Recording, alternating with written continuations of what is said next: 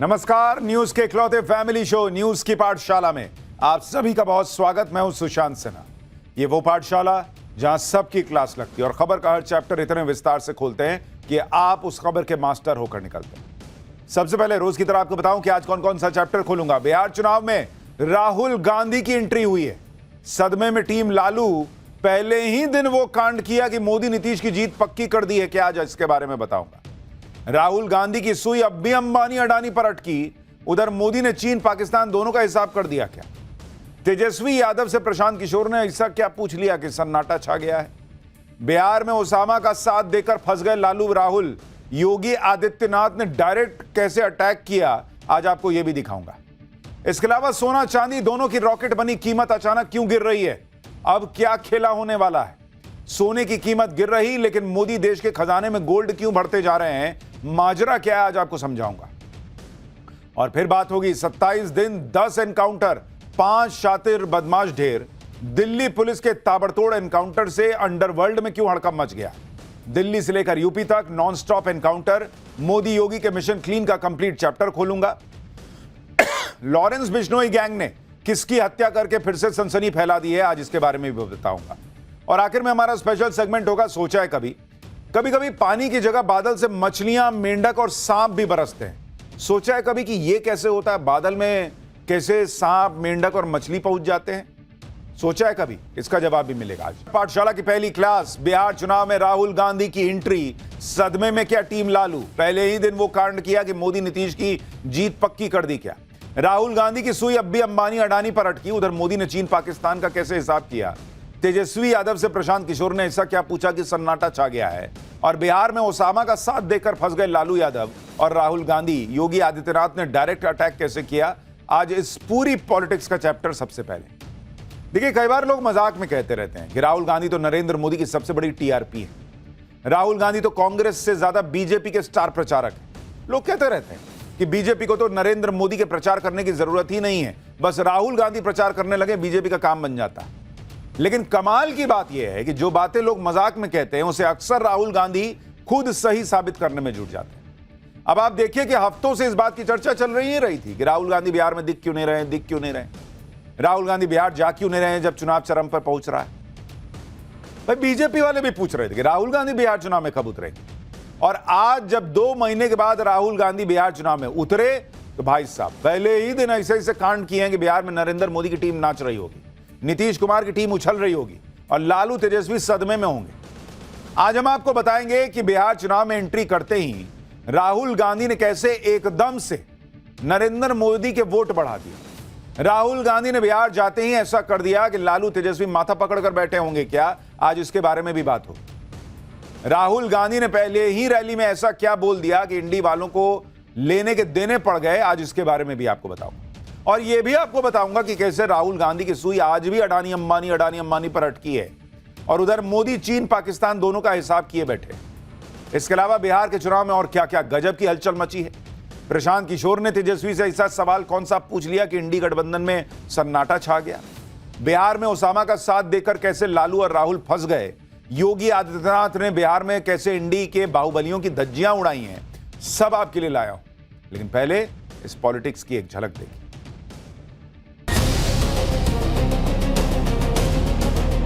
अगर मल्ला का बेटा उप मुख्यमंत्री बन सकता तो क्या आदम का बेटा मुख्यमंत्री नहीं बन सकता? आपको जवाब हुआ।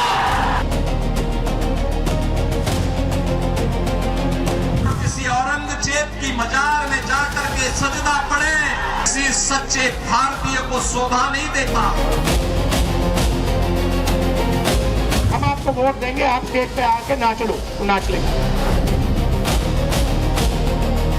बिहार में ना सीएम का पद खाली है, ना दिल्ली में पीएम का पद खाली है।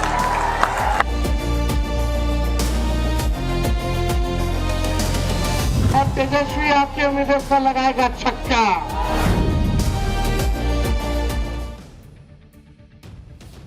बिहार चुनाव में क्या क्या बवाल मचा है, योगी, शाह, ओवैसी, प्रशांत किशोर क्या कर रहे हैं, सब बताऊंगा।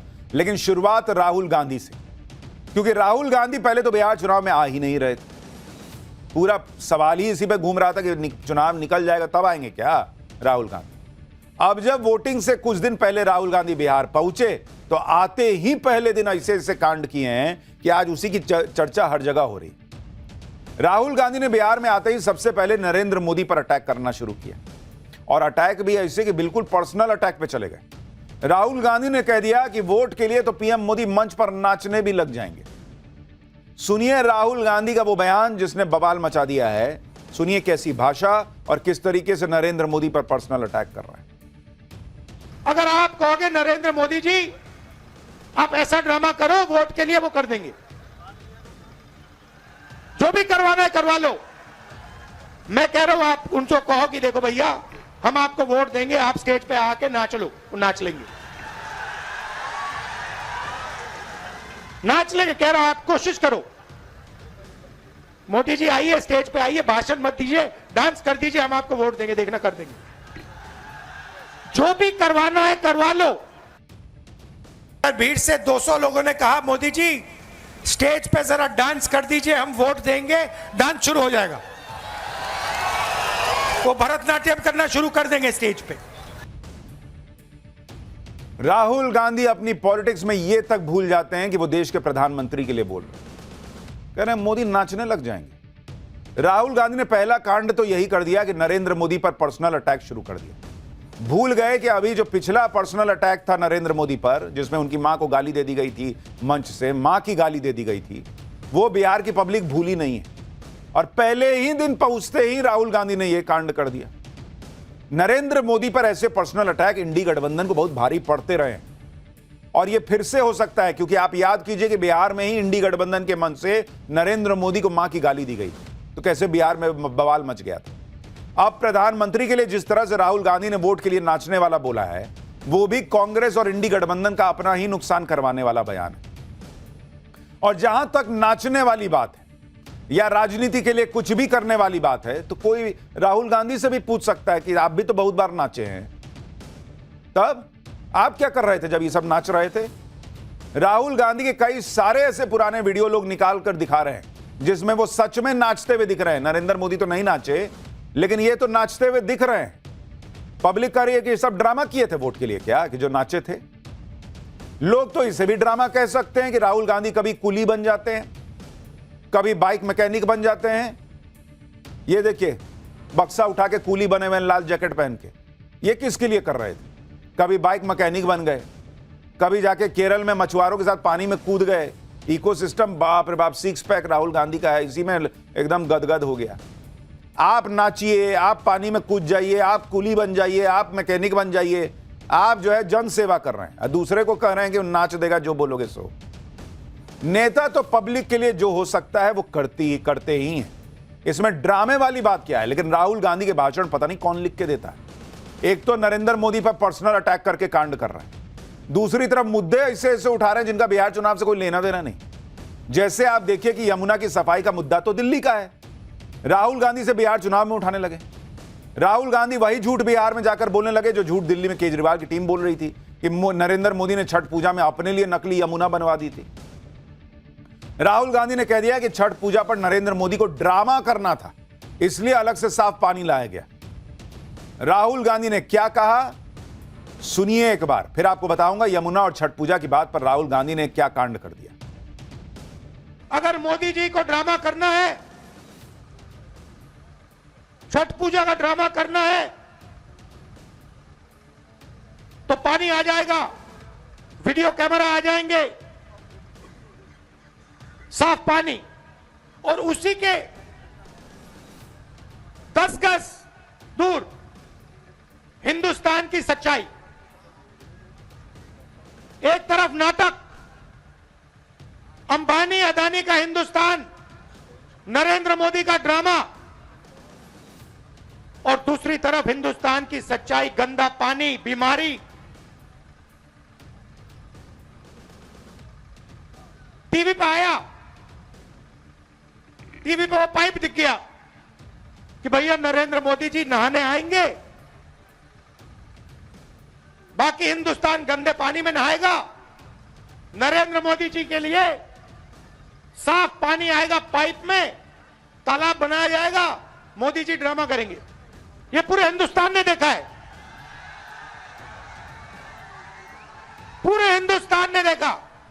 जैसे लोगों को वो पाइप दिख गया, नरेंद्र मोदी कहते मैं तो नहीं जाऊंगा। राहुल गांधी बिहार में खड़े थे, छठ पूजा की बात कर रहे थे। उनको यह भी नहीं पता कि छठ पूजा में लोग नहाने नहीं जाते हैं, वहां खड़े होकर अर्घ देते हैं। अर्घ कह रहे हैं मोदी नहाने आने वाले थे, पाइप दिख गया तो मोदी नहीं आए। क्यों? क्योंकि पब्लिक पूछ रही है कि भाई मोदी तो आए नहीं, आप तो झूठे बोले।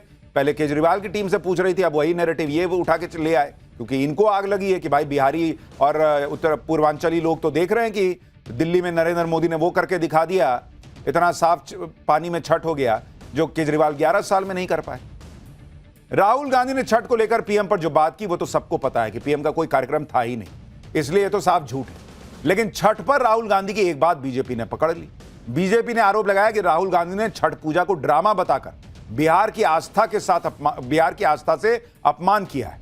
सुनिए बीजेपी ने कैसे राहुल गांधी को इसी बात पर घेर लिया। छठ मैया का अपमान करना, ये डिप्रेशन में चले गए। और आप छठ पर्व के बारे में जिस तरह से ये कर रहे हैं, इसको कभी बिहार की जनता सहन नहीं करेगी। छठ पूजा के लिए जिस प्रकार के शब्दों का प्रयोग किया है, पहले गंदा पानी और उसके बाद ड्रामा शब्द का प्रयोग, ये जन जन से लेकर प्रधानमंत्री जी तक की इस छठ के महापर्व पे जो आस्था है, उसके ऊपर जो आदत से मजबूर होकर राहुल गांधी जी ने निंदनीय बयान दिया है, उससे बिहार की जनता स्तब्ध है और आक्रोशित है। नरेंद्र मोदी पर निजी हमले, छठ पूजा वाला विवाद। राहुल गांधी आज पहले ही दिन प्रचार के लिए उतरे और कांड पे कांड किए जा रहे थे। राहुल गांधी ने आज तीसरा कांड यह कर दिया कि बिहार चुनाव में भी अपना अंबानी अडानी वाला एजेंडा लेकर आ गए। इंडी गठबंधन इसे सुनकर सिर पकड़ लिया होगा। लालू यादव, तेजस्वी यादव माथा पीट लिए होंगे, क्योंकि इंडी वाले सोच रहे थे कि 2 महीने बाद राहुल गांधी लौटे हैं तो कुछ तैयारी करके आए होंगे, कुछ नया बोलेंगे, आते ताबड़तोड़ माहौल बनाएंगे। भाई साहब, राहुल गांधी वही पुराना कैसेट बजाने लगे और ऐसी ऐसी बातें करने लगे कि लोग माथा पीट लें। जैसे राहुल गांधी ने कह दिया कि मोदी ने इंटरनेट का डेटा सस्ता देने की बात कही, लेकिन इसका फायदा अंबानी को पहुंच रहा है। आप राहुल गांधी को सुनिए बॉस, लॉजिक सुनकर आपके होश उड़ जाएंगे कि क्या ही बात करते हैं। फिर मैं आपको फैक्ट्स बताता हूं। मोदी जी कहते हैं, बिहार के युवाओं से कहते हैं कि हमने आपको कम दाम में डेटा दे दिया। आपने कम दाम में डेटा दे दिया, मगर डेटा की कंपनी किसको दी? पैसा कौन बना रहा है? बिहार का युवा नहीं बना रहा है, जियो का मालिक बना रहा है। फायदा तो आपने उसको दिया और बिहार के युवा के सामने आकर आप झूठ बोल रहे हो कि हमने आपको डेटा दिया। नहीं, आपने डेटा नहीं दिया। आपने अंबानी जी को हिंदुस्तान का स्पेक्ट्रम दिया, जियो की कंपनी के लिए आपने सब कुछ किया। आप वो क्यों नहीं बोलते हो? यानी राहुल गांधी ने आज एक बात तो मान ली कि भारत में नरेंद्र मोदी के सरकार में जो नरेंद्र मोदी कहते हैं कि सबसे सस्ता डेटा आज अवेलेबल है, वो राहुल गांधी भी मान रहे हैं कि सस्ता डेटा तो दिए हुए हैं। लेकिन लॉजिक गजब दे रहे हैं, कह रहे हैं कि सस्ता डेटा का फायदा अंबानी की कंपनी को मिल रहा है। अरे बॉस, जब डेटा सस्ता मिल रहा है तो कस्टमर को फायदा होगा या कंपनी को फायदा होगा? और उद्योगपति कंपनी खोलता किस लिए? मुनाफा कमाने के लिए ना। हां, अगर महंगे दाम पर डेटा मिल रहा होता, आप सवाल उठाते कि देखिए महंगा डेटा देके ज्यादा पैसा कमा रहा, तो समझ में आता है। डेटा सस्ता दे रहा है, उसमें भी पैसा ना कमाए, ये क्या लॉजिक है बॉस? राहुल गांधी ये क्यों भूल जाते हैं कि स्पेक्ट्रम सिर्फ अंबानी को नहीं मिला, दूसरी कंपनियां भी हैं और दूसरी कंपनियां भी चल रही हैं। और स्पेक्ट्रम भी सिर्फ मोदी सरकार में नहीं बांटा गया, यूपीए सरकार के वक्त भी कंपनियों को स्पेक्ट्रम बटे थे। ये स्पेक्ट्रम कंपनियों को मुफ्त में नहीं बांटे जाते। 5G स्पेक्ट्रम की नीलामी से सरकार को 1.5 लाख करोड़ रुपए की कमाई हुई। रिलायंस जियो ने इसके लिए 88,078 करोड़ रुपए चुकाए। भारतीय एयरटेल ने 43,048 करोड़ रुपए चुकाए। भाई कंपनी ने पैसा दिया, स्पेक्ट्रम खरीदा, उसके बाद सबसे सस्ता डेटा देके अपना जो है सर्विस देके पैसा कमा रही है, तो कह रहे हैं कि काहे पैसा कमा रही है जी? क्या करे? स्पेक्ट्रम खरीदे हजारों करोड़ में, उसके बाद फ्री में डेटा देता रहे। इनके जमाने में, यूपीए के जमाने में फ्री में डेटा मिलता था। इतना महंगा मोबाइल होता था उस जमाने में कि लोग रखने के पहले सोचते थे, मोबाइल जिसके जेब में दिख जाए उसको समझते थे कि बहुत पैसे वाला होगा। चुनाव बिहार में है, लेकिन राहुल गांधी ने अपने भाषण में सब मिक्स कर दिया बॉस, एकदम मिक्स वेजिटेबल की सब्जी बना दी। वो मुंबई के धारा भी चले गए भाई, नोटबंदी की बात कर दिए, ट्रंप की बात कर दिए, मुकेश अंबानी के बेटे की शादी भी चुनाव के में घसीट के ले आए। अंबानी अडानी से पीएम मोदी का कनेक्शन साबित करने के लिए राहुल गांधी ने कह दिया कि मुकेश अंबानी के बेटे की शादी में मैं तो नहीं गया, लेकिन पीएम मोदी गए थे। अब सुनिए जरा एक बार इनको, सुनिए, फिर बताता हूं कि ये बोल के भी कैसे अपना ही कांड कर दिए। मैं आपसे पूछना चाहता हूं, अंबानी की शादी हुई? देखी आपने? देखी ना? नरेंद्र मोदी गया था? राहुल गांधी गया? क्यों नहीं? राहुल गांधी क्यों नहीं गया? नरेंद्र मोदी क्यों गया? बात आप समझिए। नरेंद्र मोदी जी उनका औजार है। आप मत सोचिए कि नरेंद्र मोदी जी आपके चुने हुए प्रधानमंत्री हैं। नहीं, नरेंद्र मोदी जी अंबानी अदानी के औजार हैं। वो उनके लिए रास्ता खोलते हैं। जीएसटी उनके लिए, नोटबंदी उनके लिए, 1 रुपए में जमीन, बिहार की जमीन उनके लिए, धारावी की जमीन उनके लिए।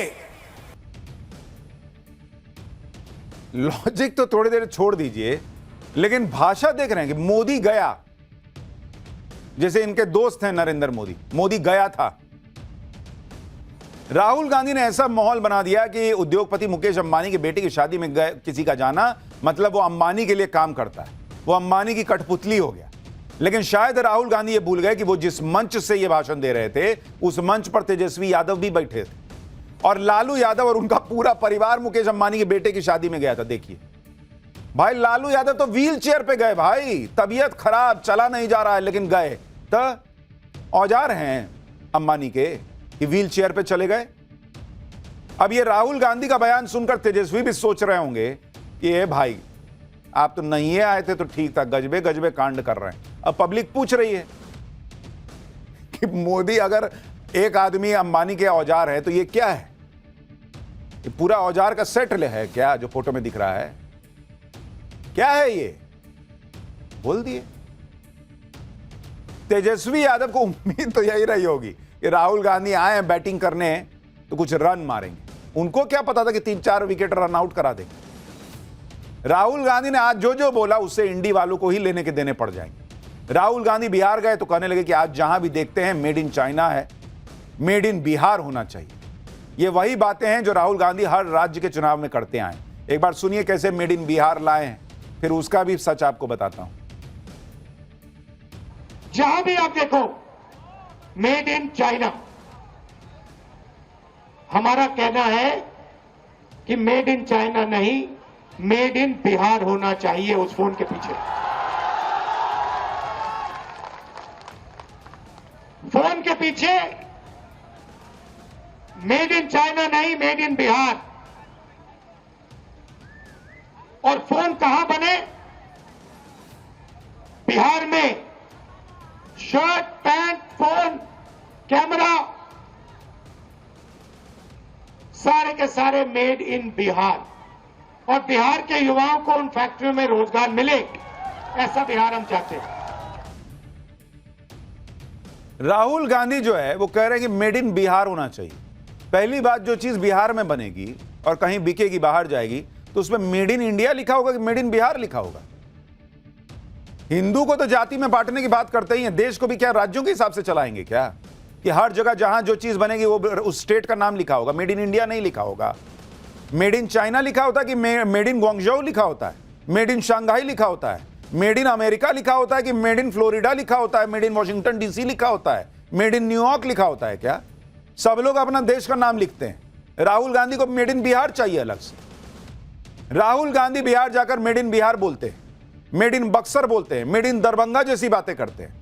लेकिन यह बात कोई नई थोड़ी है, हर साल सालों साल से यही कर रहे हैं भाई। इनका कोई स्क्रिप्ट भी नहीं लिख रहा है क्या? बदलने वाला नहीं है क्या? आप साल 2018 और साल 2023 का मध्य प्रदेश विधानसभा चुनाव का 2 वीडियो देखिए। 18 में भी यही बोल रहे थे, 23 में भी यही बोल रहे थे। मध्य प्रदेश था तो वहां का बोल रहे थे, अब बिहार आए 25 में तो बिहार का बोल रहे हैं। सुनिए एक बार कैसे वही बात बोल रहे हैं। यहां पे चुनाव में कांग्रेस पार्टी की सरकार आएगी और आप अपने फोन के पीछे देखिए, ये जो मेड इन चाइना शब्द लिखा है ना, इसको हम मिटा के मेड इन भोपाल करेंगे। आप मोबाइल फोन के पीछे देखो, शर्ट के पीछे देखो, जूते के नीचे देखो, मेड इन चाइना दिखेगा। हम सही बात ना?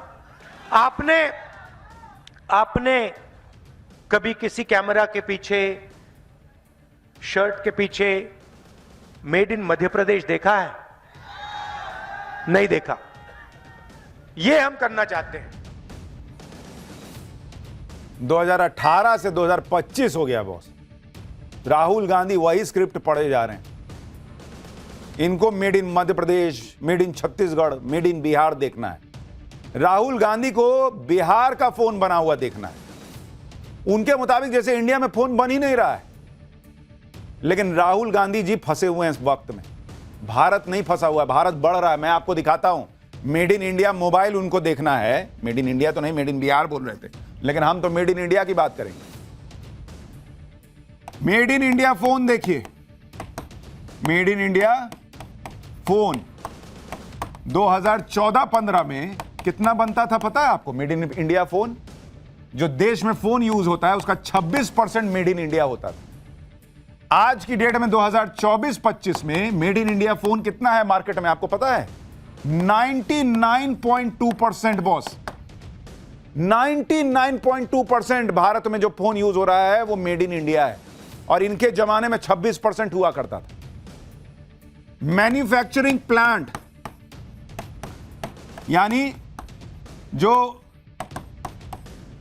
मोबाइल फोन बनाने के लिए प्लांट थे 2014-15 में कितने थे? 2 होते थे बॉस। यूपीए की सरकार में 2 फैक्ट्री थी देश में जहां मोबाइल बनते थे। आज की डेट में 300 प्लस फैक्ट्री है बॉस। 300 प्लस। प्रोडक्शन मोबाइल का अगर आप देखिएगा, प्रोडक्शन 2014-15 में कितना होता था? 18,000 मोबाइल बनते थे। 18,000 करोड़ का मोबाइल बनता था भारत के अंदर 2014-15 में। आज की डेट में बॉस सुनिएगा, पैरों तले जमीन निकल जाएगी। 5,45,000 करोड़ का मोबाइल भारत में बन रहा है बॉस। 5,45,000 करोड़ का। ये सपना ही बेच रहे हैं कि भाई made in Bihar, made in फलाना, मेड इन ढिमकाना देखना है। यहां मोबाइल बिक रहा है मेड इन इंडिया। मोबाइल का एक्सपोर्ट देखिए, मोबाइल का एक्सपोर्ट इनके जमाने में कितना होता था? 2014-15 में 1,556 करोड़ रुपए का मोबाइल बाहर जाता था भारत में बन के। आज की डेट में 2 लाख करोड़ से ज्यादा का मोबाइल जो है वो बन के बाहर जा रहा है। रोजगार, आज की डेट में 12 लाख प्लस रोजगार मिल रहा है। इतना मोबाइल कंपनियां भारत में खुल गई। और सालाना प्रोडक्शन जो है मोबाइल का, भारत में कितने मोबाइल सालाना बन रहे हैं आज की डेट में? 33 करोड़ मोबाइल से ज्यादा पर ईयर भारत में बन रहा है बॉस। और क्या मेड इन इंडिया चाहिए? और इससे ज्यादा मेड इन बिहार वहीं फंसे हुए हैं। यहां देश जो है वो आगे भाग गया है रॉकेट की गति से।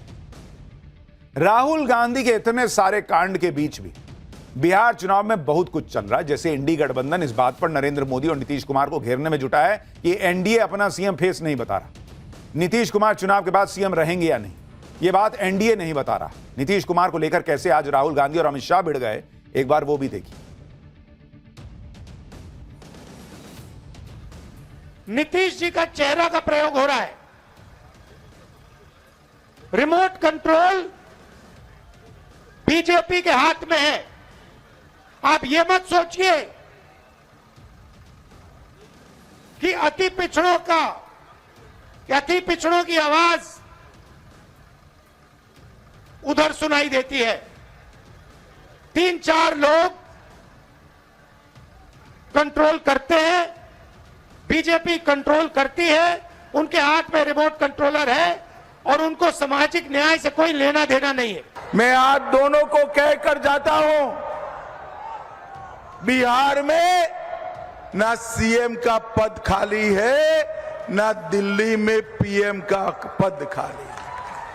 बिहार में नीतीश कुमार जी सीएम बनकर बैठे हैं और लालू जी, सोनिया जी दिल्ली में नरेंद्र मोदी जी प्रधानमंत्री बनकर बैठे हैं। आपका नंबर नहीं लगना है। इधर सीएम फेस को लेकर बवाल चल रहा है तो उधर इस बात पर भी बवाल चल रहा है कि किसी मुसलमान को डिप्टी सीएम पद मिलेगा भी या नहीं। ओवैसी लगातार इंडी गठबंधन को इस बात पर घेरे जा रहे हैं कि जब मुकेश सहनी को डिप्टी सीएम बनाया जा सकता है तो फिर बिहार में 18% आबादी वाले किसी मुस्लिम नेता को डिप्टी सीएम क्यों घोषित नहीं किया जा सकता। ओवैसी के इस सवाल का जवाब इंडी गठबंधन के पास नहीं है। जब तेजस्वी यादव और मुकेश सहनी से इस पर सवाल किया गया तो दोनों जवाब देने से कतराने लगे। सदुद्दीन ओवैसी सवाल उठा रहे हैं कि इंडिया अलायंस डिप्टी सीएम के लिए किसी मुसलमान का चेहरा आगे क्यों नहीं कर रहा है। अरे भाई कौन पूछ रहा था? ओवैसी थोड़ी ना, हम इस पे क्या बोलना है। ऐसे कह रहे हैं कि 3% वाले को उप मुख्यमंत्री, लेकिन 17% वाले को कुछ नहीं। उनको हैदराबाद में मौका मिला ना, हैदराबाद में हो रहे हैं। देख रहे हैं बॉस, एक बार खुल के नहीं बोल रहे हैं कि हम फलाना मुसलमान को डिप्टी सीएम बना देंगे। इंडी गठबंधन मुस्लिम डिप्टी सीएम को लेकर घिर गया तो इस बात पर भी इंडी गठबंधन फंसा है कि बिहार चुनाव में जो बड़े बड़े वादे कर दिए हैं उनका पैसा कहां से आएगा। तेजस्वी यादव ने कहा कि 5 साल नहीं, सिर्फ 20 महीने दीजिए, 20 दिन में हर परिवार को सरकारी नौकरी वाला कानून बना देंगे। आज भी तेजस्वी यादव ने यही बात कही। तेजस्वी यादव को सुनिए, फिर आपको बताएंगे ऐसे वादों पर तेजस्वी से प्रशांत किशोर ने ऐसा क्या पूछ लिया कि सन्नाटा छा गया। आपसे हम वादा करके जा रहे हैं, प्रण है, और इस प्रण को प्राण निछावर करके भी पूरा करना पड़े तो तेजस्वी करेगा। जिस घर में सरकारी नौकरी नहीं, उस घर में सरकारी नौकरी तेजस्वी देगा। एक मौका तेजस्वी को दीजिए, अगले छठ तक किसी को बाहर जाने की जरूरत नहीं पड़ेगी, सब बिहार में रहेंगे। हम लोग बिहारी हैं, कोई बाहरी नहीं आएगा बिहार को चलाने। बिहार का लाली बिहार को चलाएगा। लेकिन इस तरह की बातों और इस तरह के बड़े बड़े वादों पर प्रशांत किशोर ने तेजस्वी से कुछ ऐसा पूछ लिया कि इंडी गठबंधन को जवाब देते नहीं बनेगा। सुनिए प्रशांत किशोर। घोषणा पे घोषणा कर रहा है, बड़ा भंडारा खोल दिया है। घोषणा पे घोषणा करना ही दिखाता है कि कितना घबराहट में है। कल तेजस्वी यादव ने अपने घोषणा पत्र में जो बात कहा है कि बिहार में हर परिवार से एक आदमी को नौकरी दे देंगे, तो साथ में भी लिख के दे देंगे, बोले 20 महीना में दे देंगे, तो ये भी लिख के दे दें कि 20 महीना में अगर नहीं दे पाए तो बिना मांगे इस्तीफा दे देंगे। बिना मांगे इस्तीफा दे दो भाई। ये सवाल तो अब बिहार की पब्लिक भी पूछ रही है कि इतने बड़े बड़े वादे कर दिए हैं, लेकिन ये क्यों नहीं बता रहे हैं कि वादों को पूरा करने के लिए पैसा कहां से आएगा। वादे तो ऐसे ऐसे हो गए कि बिहार का बजट भी उतना नहीं है, फिर भी नेता वोट के लिए कुछ भी कहे जा रहे हैं। लेकिन जब ये नेता ग्राउंड पर जा रहे हैं तो वोट मांगने के लिए जनता के बीच जा रहे हैं तो जनता पकड़ के सवाल पूछ ले रही है। यानी पब्लिक धज्जियां उड़ा दे रही है इनकी। कहां से नौकरी दीजिएगा, कहां से पैसा दीजिएगा बताइए। कह रहे हैं ब्लूप्रिंट है, पता नहीं ब्लूप्रिंट कहां जो है वो सोया हुआ है, अभी आएगा उठ के। दूसरी तरफ इंडी गठबंधन के चुनाव की धज्जियां उड़ाने सीएम योगी बिहार पहुंच गए। बिहार में सीएम योगी का जबरदस्त क्रेज दिख रहा है। योगी की रैली में उनके समर्थक बुलडोजर लेकर आ गए। बिहार में आज योगी आदित्यनाथ ने 3 पब्लिक मीटिंग की, लेकिन फोकस सिवान के रघुनाथपुर की रैली पर रहा। असल में रघुनाथपुर की सीट जंगल राज बनाम कानून राज की जंग का मैदान बन गई है। लालू तेजस्वी ने यहां से बाहुबली रहे शाहबुद्दीन के बेटे ओसामा को मैदान में उतार दिया है। अब रघुनाथपुर में जब योगी आदित्यनाथ पहुंचे तो इंडी के बाहुबलियों की धज्जियां उड़ाना शुरू कर दिया। सिवान में जाकर योगी ने कैसे माहौल बना दिया, सुनिए एक बार। आश्चर्य हुआ जब मैं रघुनाथपुर में आया और रघुनाथपुर में आकर के मैंने देखा कि आरजेडी ने यहां से जो प्रत्याशी दिया है वो अपनी खानदानी आपराधिक पृष्ठभूमि के लिए इस पूरे क्षेत्र नहीं देश और दुनिया में कुख्यात रहा है। नाम भी देखो ना, जैसा नाम वैसा काम। मैं पूछना चाहता हूं, आरजेडी ने राम मंदिर के रथ को रोकने का पाप किया था, आरजेडी ने पाप किया था। कांग्रेस कहती थी कि राम तो हुए ही नहीं। इनका पार्टनर समाजवादी पार्टी उत्तर प्रदेश में राम भक्तों पर गोलियां चलाती है। यानी बिहार चुनाव में माहौल पूरा गरमाया हुआ है। इधर ये सारी पॉलिटिक्स चल रही है, उधर पीएम मोदी अपने काम में जुटे हुए हैं। आज पीएम मोदी ने मुंबई का दौरा किया। मुंबई में पीएम मोदी ने इंडिया मैरीटाइम वीक 2025 के दौरान मैरीटाइम लीडर्स कॉन्क्लेव को संबोधित किया। 5 दिनों तक चलने वाले इस कार्यक्रम में 85 देशों से 1 लाख प्रतिनिधि हिस्सा ले रहे हैं। इस दौरान पीएम मोदी ने कहा कि जिस वक्त दुनिया मुश्किल दौर से गुजर रही है, जब इस मुश्किल दौर में भारत दुनिया के लिए लाइट हाउस बन सकता है। पीएम मोदी ने भारत के मैरीटाइम सेक्टर में अपार संभावनाओं का जिक्र किया और कहा कि आज भारत के पोर्ट दुनिया के कई विकसित देशों के पोर्ट से भी बेहतर परफॉर्म कर रहे हैं। आज पाकिस्तान को भी पीएम मोदी ने एक तगड़ा मैसेज दे दिया। जिस राफेल को लेकर पाकिस्तान झूठ फैलाता रहता है, उस राफेल पर राष्ट्रपति द्रौपदी मुर्मू ने उड़ान भरी। राष्ट्रपति द्रौपदी मुर्मू ने बुधवार को हरियाणा के अंबाला में स्थित वायुसेना स्टेशन से राफेल लड़ाकू विमान में उड़ान भरी। हेलमेट और गॉगल्स लगाए राष्ट्रपति द्रौपदी मुर्मू ने राफेल की सवारी की, पायलट के साथ तस्वीर खिंचाई। और ये पायलट कोई और नहीं, वही शिवांगी सिंह है, स्क्वाड्रन लीडर शिवांगी सिंह, वो पायलट जिन्हें लेकर पाकिस्तान ने दावा किया था कि वो भारत की पायलट पाकिस्तान के कब्जे में। लेकिन आज पाकिस्तान का झूठ बेनकाब हो गया। इसी तरफ ऑपरेशन सिंदूर के दौरान पाकिस्तान ने राफेल को लेकर झूठ फैलाया। आज राष्ट्रपति ने राफेल की उड़ान भरकर पाकिस्तान को उस मामले में भी करारा जवाब दे दिया। यानी यहां बड़े बड़ों को जवाब दिया जा रहा है, वहां पब्लिक जो है वो सवाल पूछ रही है महागठबंधन से, कहां है। पाठशाला में अगला चैप्टर, 27 दिन 10 एनकाउंटर, 5 शातिर बदमाश ढेर। दिल्ली पुलिस के ताबड़तोड़ एनकाउंटर से अंडरवर्ल्ड में हड़कंप क्यों मच गया है। दिल्ली से लेकर यूपी तक non stop encounter. Modi Yogi के मिशन क्लीन का कंप्लीट चैप्टर अब खोल रहा हूं, और लॉरेंस बिश्नोई गैंग ने किसकी हत्या करके फिर से सनसनी फैला दी है, यह भी बताऊंगा। एनकाउंटर तो आपने बहुत सुने होंगे, लेकिन दिल्ली और यूपी में पिछले कुछ दिनों से जो हो रहा है वो होश उड़ा देने वाला है। इधर नरेंद्र मोदी, उधर योगी आदित्यनाथ। ऐसा मिशन क्लीन चल रहा है जिसने अंडरवर्ल्ड में हड़कंप मचा दिया है, गैंगस्टर्स में हड़कंप मचा दिया है। आप हैरान हो जाएंगे, पिछले 3-4 हफ्तों से नॉन स्टॉप एनकाउंटर्स चल रहे हैं। यूपी तो एनकाउंटर के लिए जाना ही जाता है, दिल्ली में भी ताबड़तोड़ एनकाउंटर होने लगे हैं। दिल्ली में पिछले 27 दिनों के अंदर 10 बड़े एनकाउंटर हुए हैं, जिसमें 5 शातिर बदमाश ढेर हो गए, जबकि 1 दर्जन से ज्यादा बदमाश घायल हुए हैं। वहीं यूपी में तो 36 घंटे के अंदर 8 जिलों में 13 एनकाउंटर हो गए, जिसमें कई बड़े बड़े बदमाश गोली लगने से अपने पैर पर चलने के लायक नहीं बचे। पूरे अंडरवर्ल्ड में कैसे इन ताबड़तोड़ एनकाउंटर से हड़कंप मचा है, पीएम मोदी और सीएम योगी का मिशन क्लीन अपराधियों पर कैसे आफत बनकर टूट रहा है, यह आज आपको विस्तार से दिखाऊंगा। साथ ही लॉरेंस बिश्नोई गैंग ने भारत की जेल में बैठे बैठे कनाडा में क्या नया बड़ा कांड करवा दिया कि सनसनी फैल गई।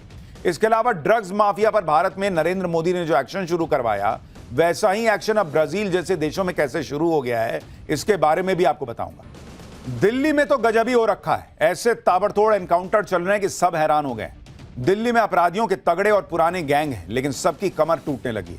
दिल्ली के अंडरवर्ल्ड में हड़कंप मचा हुआ है, क्योंकि दिल्ली में 1 अक्टूबर से ताबड़तोड़ एनकाउंटर का जो सिलसिला शुरू हुआ, उसके तहत 27 अक्टूबर तक 10 बड़े एनकाउंटर हो चुके हैं।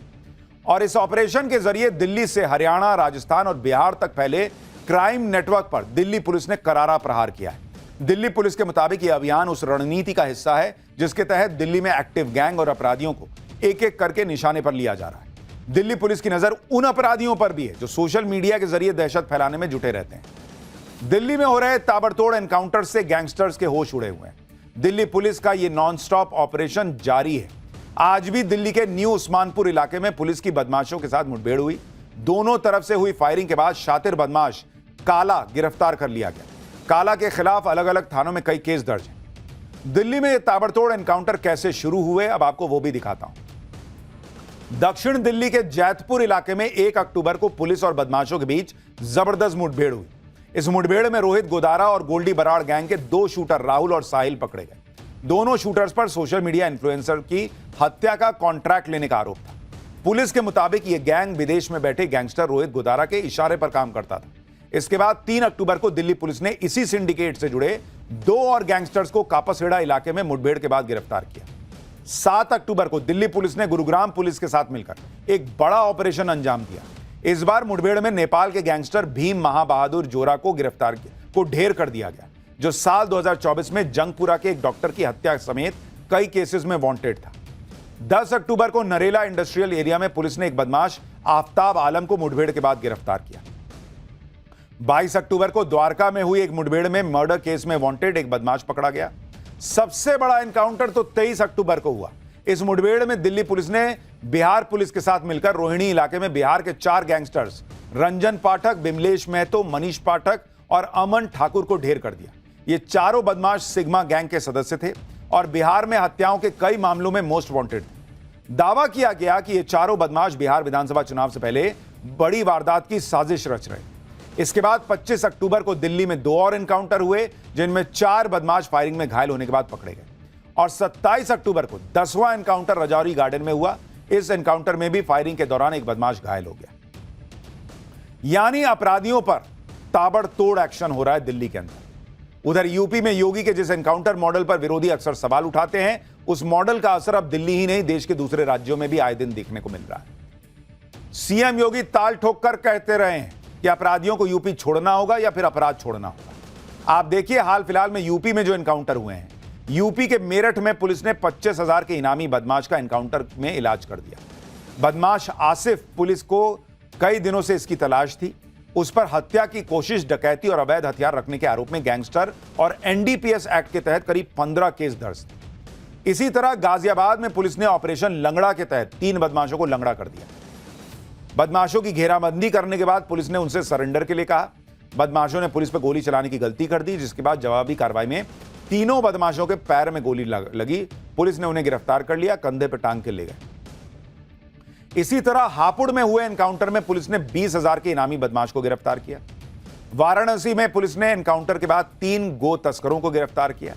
मेरठ में हुए एक और एनकाउंटर में पुलिस ने गैंगस्टर एक्ट में वांटेड एक बदमाश जाकिर को गिरफ्तार किया।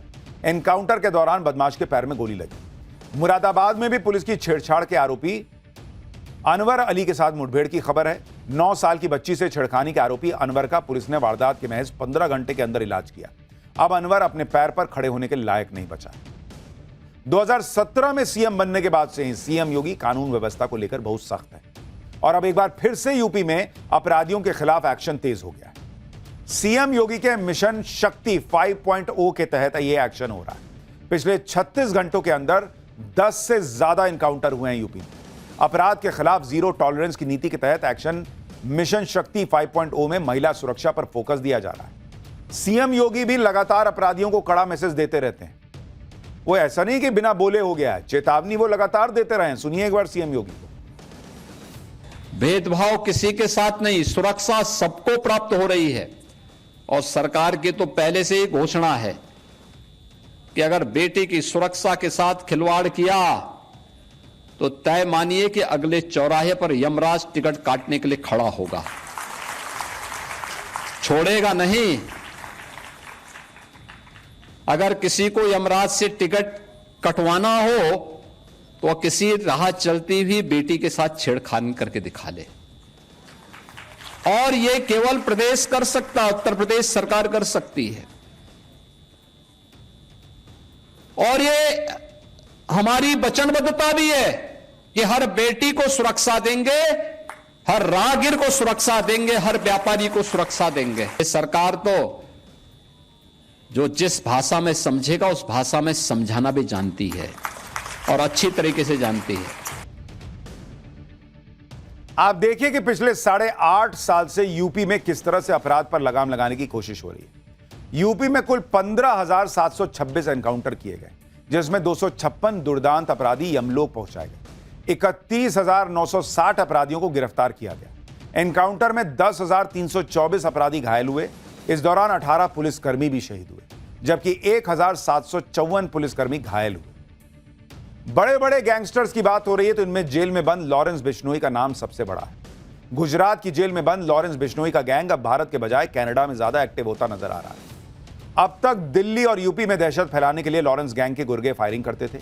अब लॉरेंस बिश्नोई गैंग कनाडा में मर्डर और फायरिंग कर दहशत फैलाने में जुट गया है।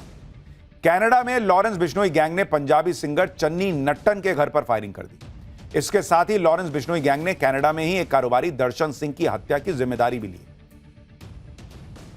लॉरेंस बिश्नोई गैंग ने कनाडा में हुई इन दोनों वारदातों की जिम्मेदारी ली।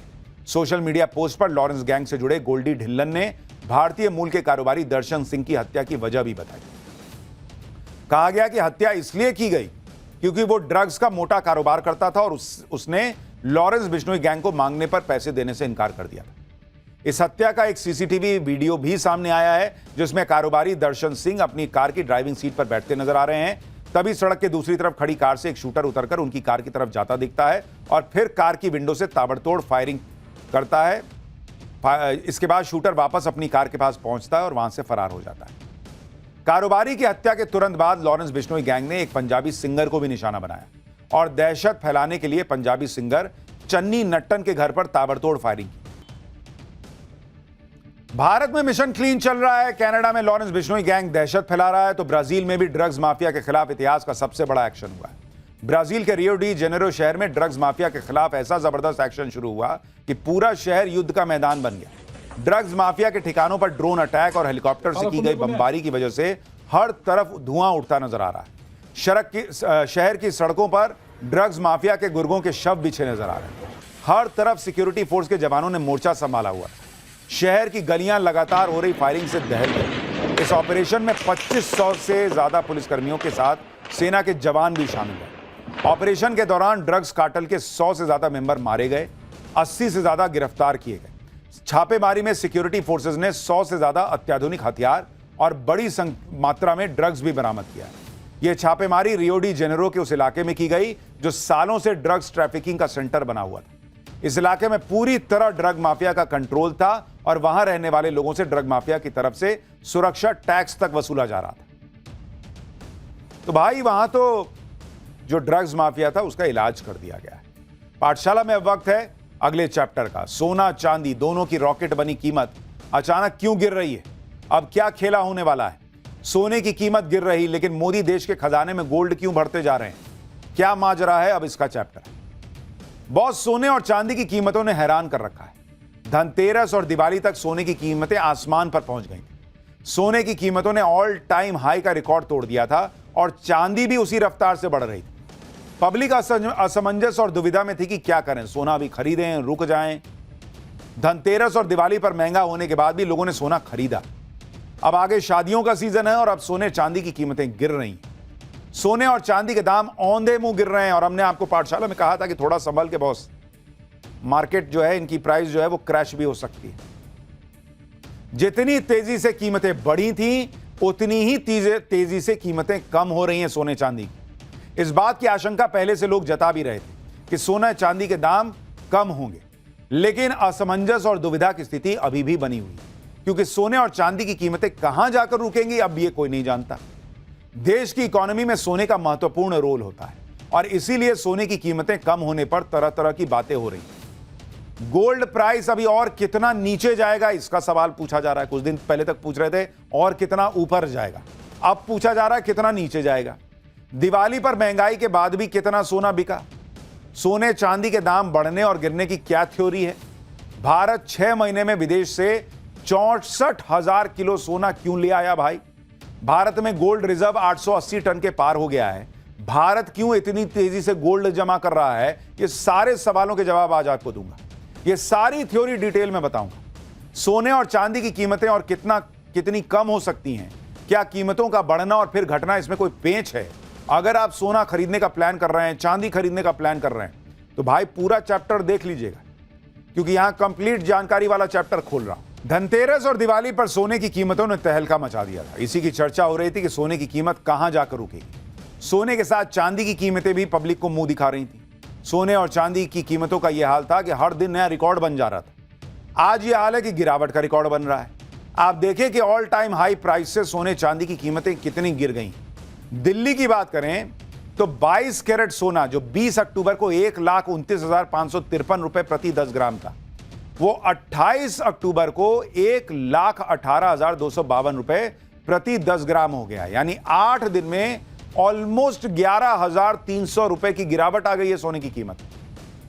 24 कैरेट सोना 20 अक्टूबर को 1,41,331 रुपए प्रति 10 ग्राम था, वो 28 अक्टूबर को 1,29,002 रुपए प्रति 10 ग्राम हो गया। यानी 8 दिन में 24 कैरेट गोल्ड की कीमत 12,000 से ज्यादा गिर गई है। इसी तरह से चांदी की कीमत देखिए, 21 अक्टूबर को चांदी की कीमत 1,64,000 रुपए प्रति किलो थी। 28 अक्टूबर को चांदी की कीमत गिर के 1,51,000 रुपए प्रति किलो हो गई।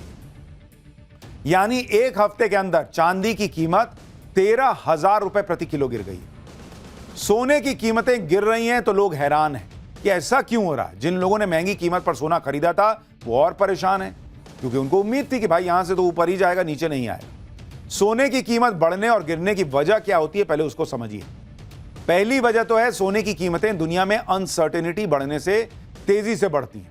ट्रंप जिनपिंग की मुलाकात होने से पहले सोने के दाम तेजी से बढ़े थे, लेकिन अब दुनिया में युद्ध और संघर्ष रोकने की कोशिशें हो रही हैं। टैरिफ वॉर को लेकर ट्रंप ढीले पड़ रहे हैं तो सोने की कीमतों में नरमी आ रही है। दूसरी वजह, सोने ने पिछले 1 साल में 50% तक का रिटर्न दिया है। इस वजह से लोगों ने मुनाफा कमाने के लिए सोना बेचना शुरू किया। इस वजह से भी सोने के दाम गिर रहे हैं। तीसरी वजह, सोने और डॉलर में गजब का रिलेशन है।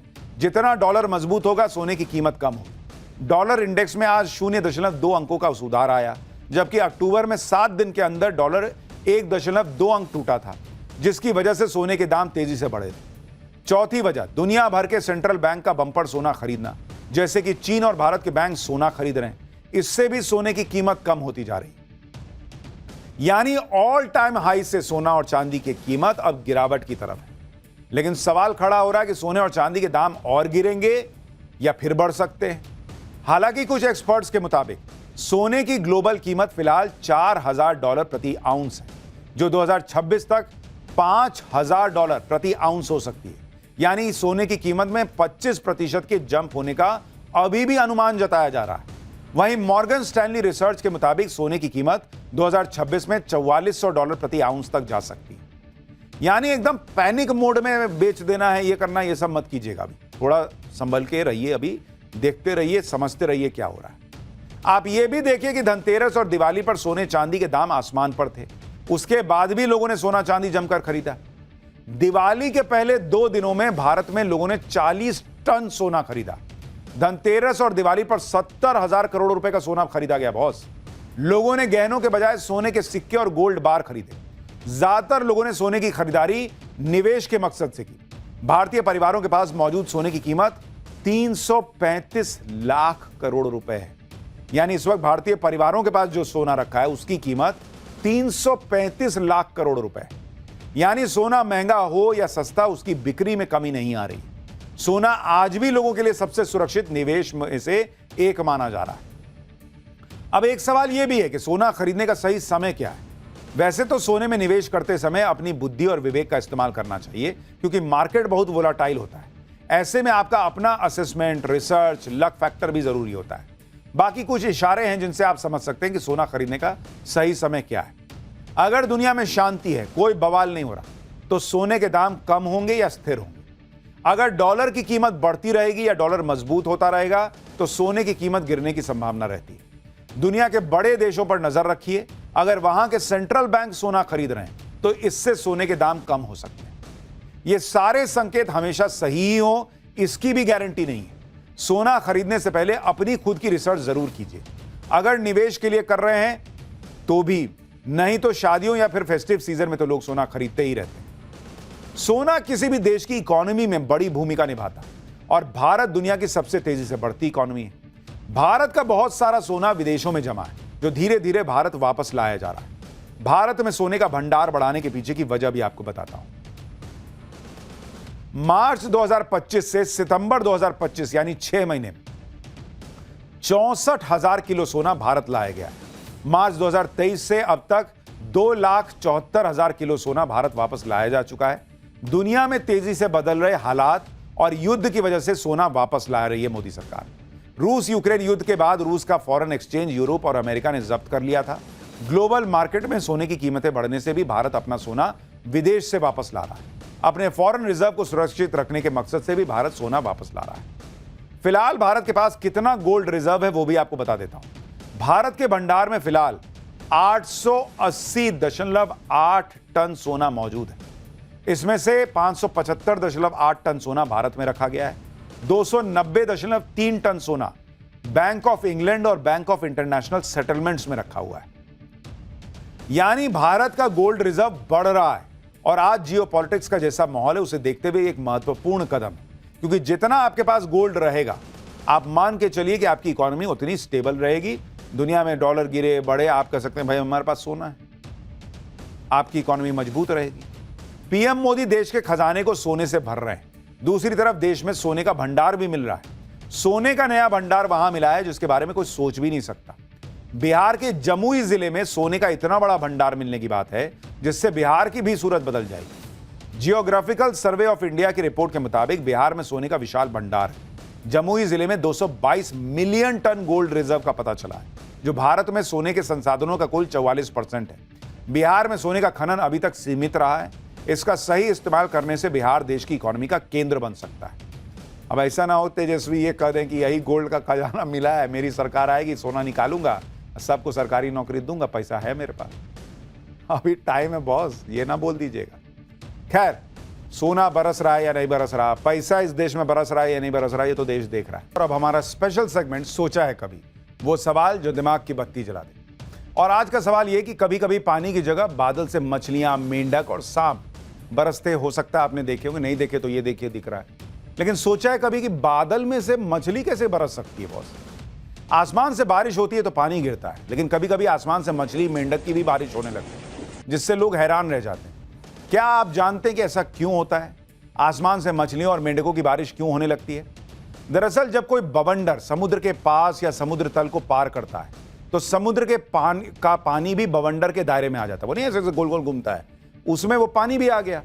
पानी की सतह पर मौजूद या समुद्र के पास मौजूद मछली, मेंढक, केकड़ों को बवंडर की हवा जो है वो अपने साथ नचाते हुए खींचते चली जाती है।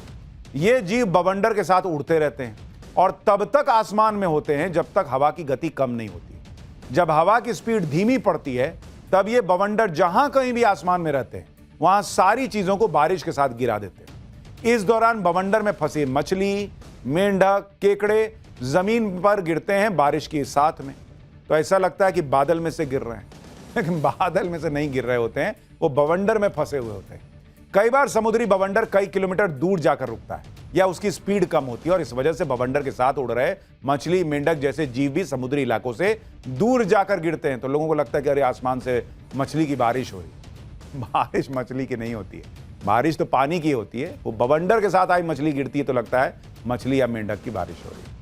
आज के लिए इतना ही, नमस्कार।